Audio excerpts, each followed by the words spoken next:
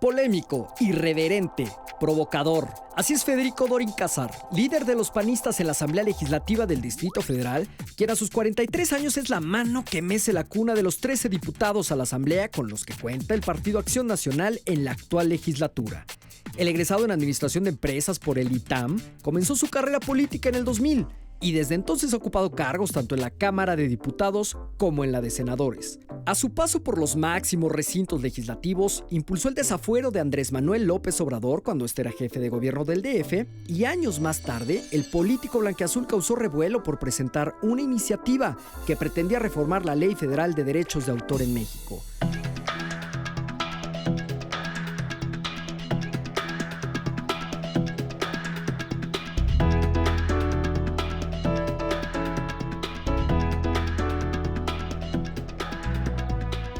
¿Cómo es tu día a día, Federico, en este espacio donde tomas decisiones? Bueno, primero tienes que sortear como una hora de tráfico.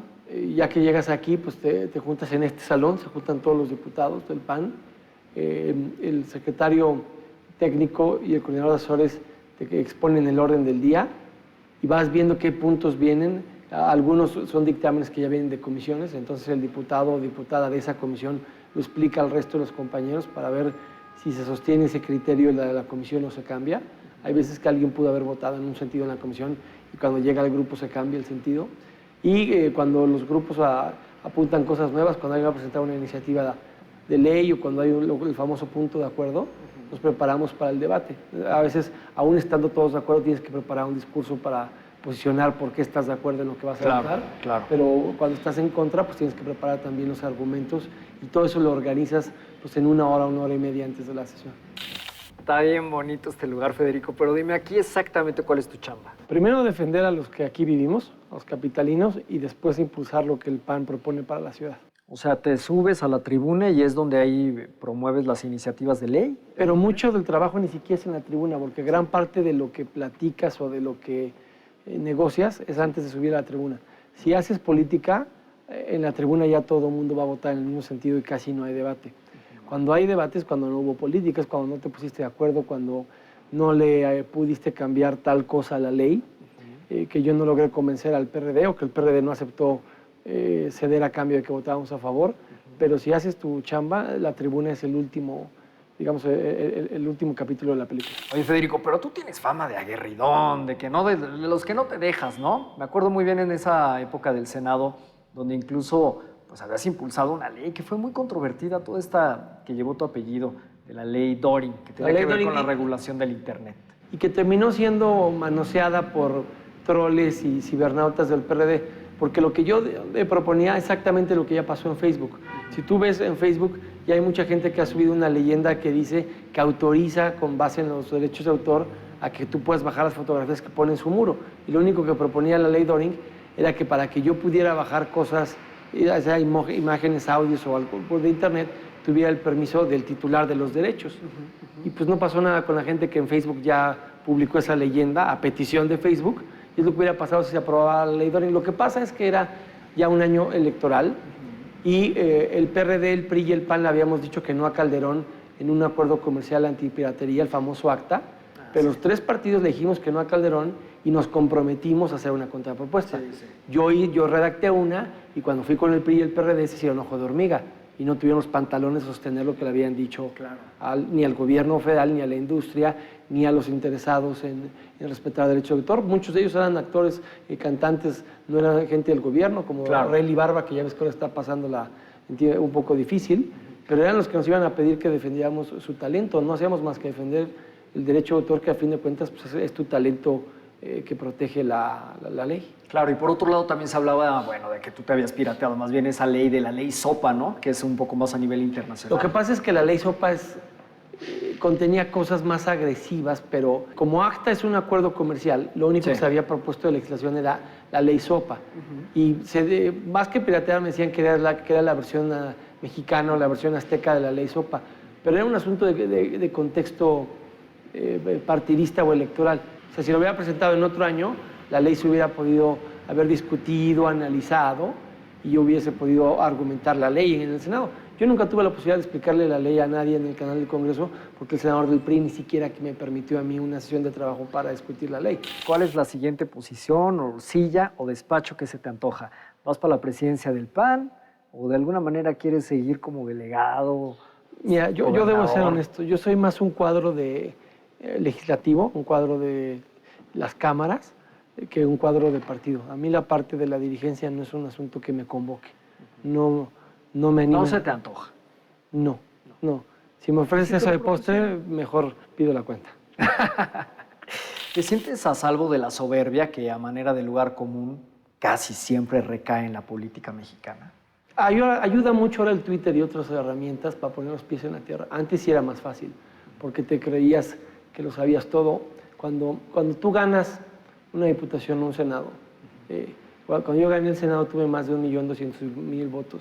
Entonces sí es muy fácil que creas que eres la Pepsi-Cola más fresca de la ciudad, ¿no? ¿Con azúcar o sin azúcar?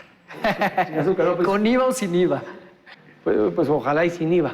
Okay. ¿No? Pero sí es fácil, ¿no? Sí, y claro. el político que no es inteligente se llena de un séquito que lo adula.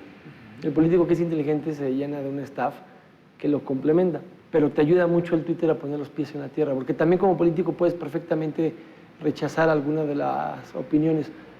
Si eres un político del PAN, pues encuentras fácilmente que hay un periódico que aunque te critique, sabes que ese periódico lo está haciendo de mala leche, no lo está haciendo con objetividad. Lo mismo le podría pasar a algún periodista con algún otro periódico. Entonces también encuentras muchas justificaciones para a veces no querer darte cuenta de la realidad. Ahora sí que como en la escuelita, ¿cuál es tu lugar en este espacio? Ahí en la segunda fila, el segundo. El de ya casi pegado hacia la pared. No, el segundo del pasillo para allá. Ah, del pasillo. Bueno, pues tienes buena vista, ¿no? Sí. ¿Y qué se tiene que hacer para estar en primera fila? Ser partido minoritario, porque aquí está el PRD, ahí está el PAN, ahí está el PRI y el Verde, y los partidos que están delante de nosotros son el PT, Movimiento Ciudadano, el PANAL. Hay un par de compañeras del PAN que están ahí porque no cupimos en esa hilera y les dimos 2 lugares adelante, pero los lugares paradójicamente más importantes son en las filas del medio, o las hileras del medio, mejor dicho. Y ¿influye que tú seas coordinador de la bancada del PAN? siempre para son tu así. lugar, siempre. O sea, el en la coordinador claro. Tonatiu del PRI se sienta atrás de mí, Manuel Granado se sienta aquí en la segunda hilera, en la misma posición. En las bancadas más grandes, la segunda curul de la hilera que les toca es la del coordinador. Es una tradición o cábala parlamentaria. La idea es que esté cuerpeado, que no cualquiera pueda llegar a hablar con el coordinador. Tienes a alguien como en ajedrez, ¿no? Tienes a 2 alfiles que te están cuidando para que no cualquiera pueda hablar con el coordinador. No es un diputado cualquiera al que pueda acceder a alguien de manera directa y libre. Federico, primero fuiste asambleísta, bueno, ahora ya se les llama diputados a la Asamblea, luego fuiste diputado federal, luego fuiste senador de la República y ahora otra vez diputado a la Asamblea. ¿No crees que la vida te está haciendo bullying por regresar al mismo lugar donde empezaste tu carrera? Pues hay cierto bullying. Trabajar aquí es como si te casas con alguien y te vienes trabajando en una empresa familiar con un suegro y 33 cuñados que no te quieren, pero eres ahí el apestado del negocio familiar. Pues aquí ser diputado a la Asamblea por el PAN con una mayoría del PRD es el apestado del changarro, pero pues, ni ellos se pueden ir ni tú te puedes ir. O sea que hay que convivir en familia de alguna manera, aunque no sea armónico, pero hay que convivir. En familia política, porque familia no política. tenemos la misma sangre, pero pues yo estoy aquí porque me casé con la hija de alguien que no quería que yo fuera su yerno. ¿Y era la hija más fea o al menos era la más guapa? No, las del PAN suelen ser las más guapas. De alguna manera impone este escenario, es Sí. maravilloso. Pero realmente, ¿cuál es tu consentido? ¿La Cámara de Diputados, el Senado o aquí en la Asamblea Legislativa? La Cámara de Diputados es la que más respeto te impone. Esta tiene una carga histórica importante y ahora que el Senado ya no parece Senado, sino parece auditorio de escuela, no tiene sabor, no tiene clase, no tiene historia. Claro, no, aquí estamos hablando de un edificio verdaderamente de mucho tiempo atrás. Imponente. Inclusive esa tribuna, que de la antigua Cámara de Diputados, ahí es donde grabaron la ley de Herodes. Ah, la película. Ahí es donde Varguita sube y dice que llega a la Diputación con las manos manchadas de sangre libertaria y todo el rollo ese. Sí. Es en esa tribuna. ¿Y a quién de tus homólogos te recuerda esa escena? De tus homólogos actuales del PRD. No, pues de sangre no, pero de corrupción y un montón de tranzas, hay bastantes compañeros aquí que tienen un origen poco honorable, pero los votaron. O sea, lo sorprendente es que la gente vota muchos de los candidatos basada más en el partido que en el candidato. Nosotros en el PAN solemos pensar que el candidato es muy importante, pero hay muchos electores que demuestran que lo que importa es el partido más que el candidato. ¿Y a poco el PAN está libre de toda culpa? No, también hace aire en el PAN, pero el perfil de los diputados del PAN sigue siendo un perfil basado en méritos académicos, en méritos profesionales, en méritos partidistas, no en cuántos puedes mover, cuántos puedes acarrear, cuántos puedes movilizar, no en cuántos comerciantes ambulantes te respaldan, no en cuántos tianguistas te respaldan. Es otro tipo de perfil. Al PAN lo respalda el trabajo interno o partidista de sus cuadros, más que el trabajo de bases en la calle. ¿Esta oficina en la que estamos exactamente qué función tiene? Esta oficina es donde se reúnen todos los diputados y cuando alguien viene en un día que no es de sesión, aquí puedes juntarte con tu staff y aquí te preparas para ir a la comisión. Suena, digamos, como una sala de juntas de todos. Y cuando hay sesión, no puedes estar con tu staff viendo temas personales, sino más bien ves los temas de la sesión. Pero cuando los diputados están en sesión, y que muchas veces se ve vacía la curul, hay diputados que están aquí preparando su discurso, porque saben que en 3 o 4 puntos del orden del día les va a tocar a ellos subir. Básicamente los que estamos adentro somos los que, suena muy feo, los que no estamos haciendo nada, los que nada más estamos en la sesión. Están chambeando más irónicamente los que están aquí preparándose para subir a tribuna, que los que estamos ahí sentados viendo un tema del que no estamos participando. Y nada de no hacer la chamba o no hacer la tarea, porque ya vi que están muy bien vigilados aquí. Hay una fotografía de don Manuel Gómez Morín, fundador del PAN, Partido Acción Nacional. Y por allá también tenemos a Madero. ¿Esa la habrá mandado a poner el líder de tu partido o algo? No, Nieta no lo mandó a poner. No. Ya estaba aquí desde que yo fui diputado la primera vez. Sí. Bueno, pues entonces ya tiene un rato. Es una forma de manifestarnos nuestro antiprismo. Federico, algún día tú dijiste una frase que más o menos dice que no hay que estar lo suficientemente lejos del sol como para que no te alumbre, pero tampoco tan cerca para que no te queme. Hoy por hoy, ¿dónde te encuentras tú?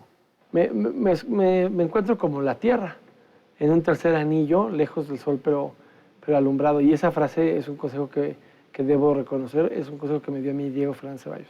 Alguna vez yo fui a platicar con Diego y le hice algún comentario de naturaleza política y él fue el que me dijo, tú en política siempre procura estar suficientemente cerca del sol para estar alumbrado, pero no tan cerca que te queme. Y eso lo puedes ver en el sexenio que quieras. Cuando alguien está con demasiado poder en un sexenio, es difícil que lo sostenga el siguiente sexenio. Claro, sí, son esas figuras que de pronto están detrás del poder, pero pareciera que les cae una maldición y luego terminan desapareciendo de la escena política. Muchísimas gracias por habernos recibido aquí, sobre todo por la amabilidad y compartirnos tus experiencias. No, a ustedes, y qué bueno que vinieron ahora que lo estamos remodelando.